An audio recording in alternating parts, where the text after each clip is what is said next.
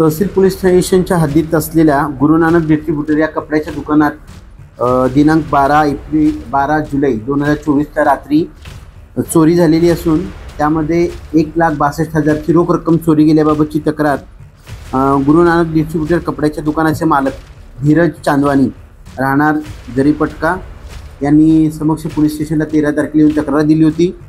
त्यावरून भारतीय न्यायसंहिता कलम 306 325 प्रमाणे अज्ञात आरोपींविरुद्ध गुन्हा दाखल करण्यात आला होता।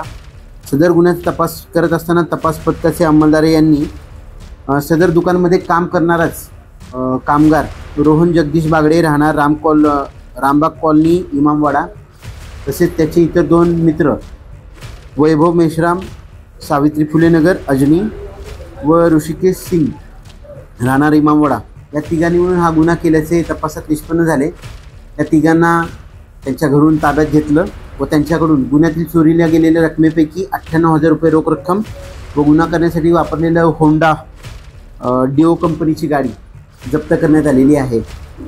सदर गुन्ह्यात काल दिनांक 14 रोजी आरोपींना अटक करण्यात आलेली आहे। आज आरोपींना न्यायालयात हजर करून त्यांची पोलीस कस्टडी रिमांड मंजूर करून घेऊन पुढील तपास करत आहोत। सदर गुन्ह्यात 1,62,000 रुपये कॅश चोरीला गेली होती।